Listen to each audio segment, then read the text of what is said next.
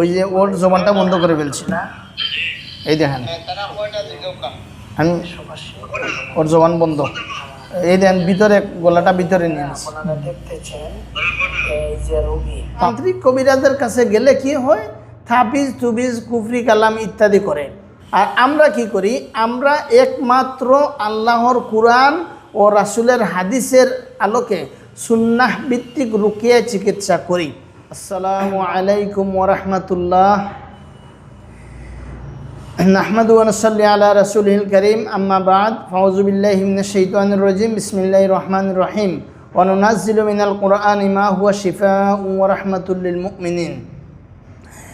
কুরআনে আল্লাহ তাআলা অসংখ্য অগণিত আয়াত নাজিল করেছেন শিফা স্বরূপ। মুমিনদের শিফার জন্য কুরআন অসংখ্য আয়াত, অনেক আয়াত নাজিল করেছেন। আর মুমিনদের জন্য আল্লাহর কুরআনই যথেষ্ট। যারা তান্ত্রিক কবিরাজের কাছে যান, তান্ত্রিক কবিরাজদের ঈমান নাই, ঈমান নষ্ট করে। আর যারা তান্ত্রিক কবিরাজদের কাছে যায়, ওই যাওয়ার কারণে এই বেঈমানরা, তান্ত্রিক কবিরাজরা ওদের ঈমান নষ্ট করে। সুতরাং তান্ত্রিক কবিরাজের কাছে গেলে কি হয়, থাবিজ তুবিজ কুফরি কালাম ইত্যাদি করে। আর আমরা কি করি, আমরা একমাত্র আল্লাহর কুরআন ও রাসূলের হাদিসের আলোকে সুন্নাহ ভিত্তিক রুকিয়া চিকিৎসা করি। বাংলাদেশের অনেক জায়গায় রুকিয়া সেন্টার, রুকিয়া কোর্স, রুকিয়া চিকিৎসা চালু হয়েছে। আমি বলি না আমার এখানে যে কোনো জায়গায় তান্ত্রিক কবিরাজের কাছে না গিয়ে আপনারা রুকিয়া চিকিৎসা করেন। রুকিয়া চিকিৎসা করলে কি হবে, রুকিয়া চিকিৎসা করলে আপনার ঈমান মজবুত হবে, আমল মজবুত হবে, আপনার সমস্যার সমাধানও হবে ইনশাআল্লাহ, আল্লাহর হুকুমে, কুরআনের উসিলায়। এবার আসেন, আপনি কি জিনগ্রস্ত, জিনের আক্রান্তর শিকার? আপনি কি জাদুরগ্রস্ত বা জাদুর আক্রান্ত শিকার? আপনি কি দুশ্মনের দ্বারা ক্ষতিগ্রস্ত? আপনার কি স্বামী স্ত্রীর মনোমালিন্য বা স্বামী স্ত্রীর ঝগড়া বিবাদ, এই পরিবারে অশান্তি? তারপর হচ্ছে আপনার কি চালান জিনের সমস্যা, আপনার কি আশিক জিনের সমস্যা ইত্যাদি। আমরা কুরআনের আলোকে, হাদিসের আলোকে সুন্নাহ ভিত্তিক রুকিয়া চিকিৎসা করি। প্রকৃতপক্ষে আল্লাহর কুরআন আর রাসূলের হাদিসের আলোকে আপনি চিকিৎসা কেন নেবেন? দেখেন, আল্লাহর রাসূল সাল্লাল্লাহু আলাইহি সাল্লামকেও জাদু করা হয়েছিল। আল্লাহর রাসূল সাল্লাল্লাহু আলাইহি সাল্লামকে জিবরাইল আলাইহিস সালাম ঝাড়ফুঁক করছিলেন।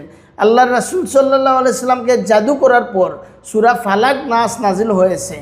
আমরা শিখলাম আল্লাহর রাসূল সাল্লাল্লাহু আলাইহি সাল্লাম সাহাবায়ে কেরামদেরকে যখন ফু দিতেন, অথবা সাহাবায়ে কেরামের কোনো সন্তানকে যখন ফু দিতেন, অথবা হাদিস শরীফ দ্বারা প্রমাণিত ইমাম হাসান, ইমাম হুসাইন রাদিয়াল্লাহু তাআলা আনহুকে যখন ফু দিতেন, তখন পড়তেন আউযু বিকালিমাতিল্লাহি তাম্মা মিন কুল্লি শাইতানিন ওয়া হাম্মা ওয়া মিন কুল্লি আইনিল লাম্মা।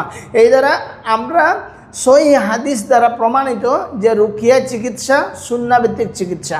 আমি আপনাকে একটা প্রশ্ন করবো, সেটা হচ্ছে আমাদের বাংলাদেশে এখন কমন একটা সমস্যা হচ্ছে ব্ল্যাক ম্যাজিক। জি, এবং হয়তো ম্যাক্সিমাম ক্ষেত্রে দেখা যায় বেশিরভাগ ঘরে ঘরে ব্ল্যাক ম্যাজিকের রোগী বিদ্যমান হয়। অনেকে জানেও না যে সে ব্ল্যাক ম্যাজিকের সম্মুখীন, অথচ তাকে ব্ল্যাক ম্যাজিক করা হয়েছে।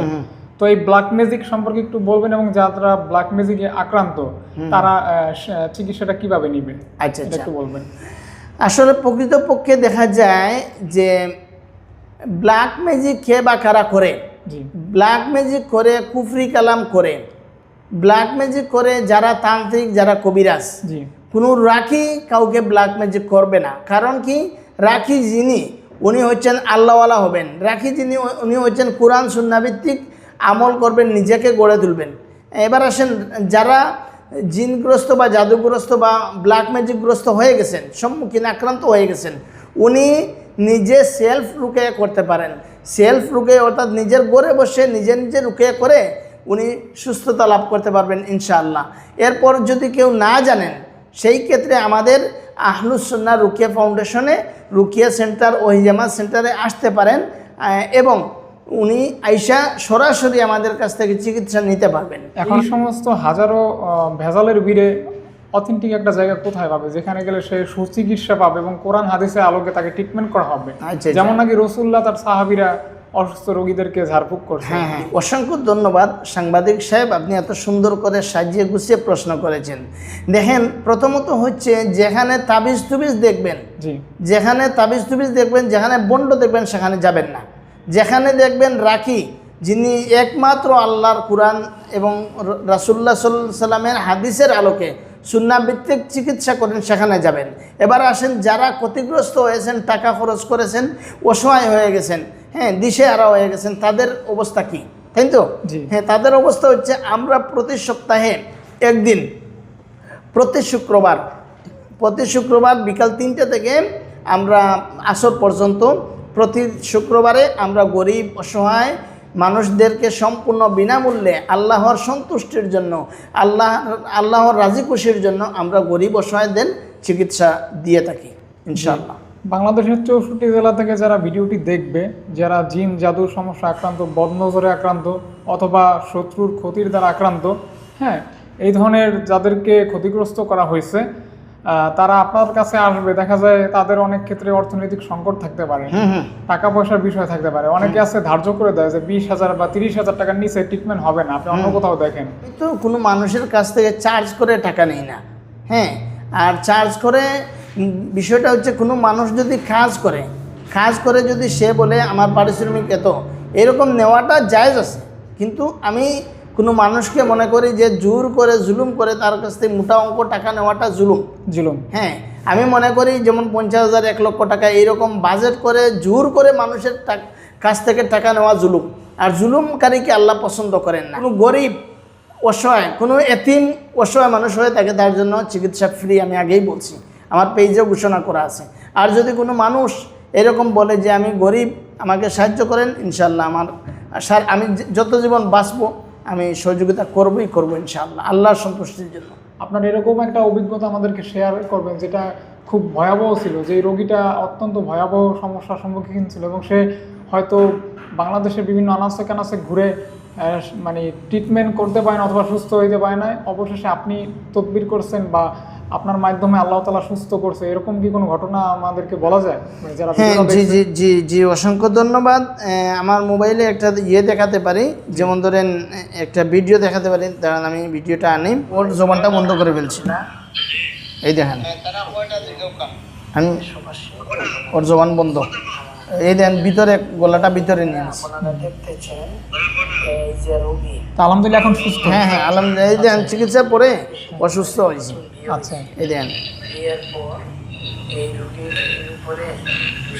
আচ্ছা, মানে ক্রিটিক্যাল অবস্থায়। হ্যাঁ, ওর তো জবানও বন্ধ। যাই হোক, এরকম যদি আপনারা সমস্যা ফেস করেন যে আপনার রোগীর অবস্থা খুবই খারাপ, খুবই ক্রিটিক্যাল এবং মৃত্যুর সাথে পাঞ্জা লড়তেছে, এরকম একটা বিষয় থাকে, তাহলে অবশ্যই আপনারা ট্রিটমেন্ট নিতে পারেন, রুকিয়া করতে পারেন অথবা ভাইয়ার কাছে চলে আসতে পারেন।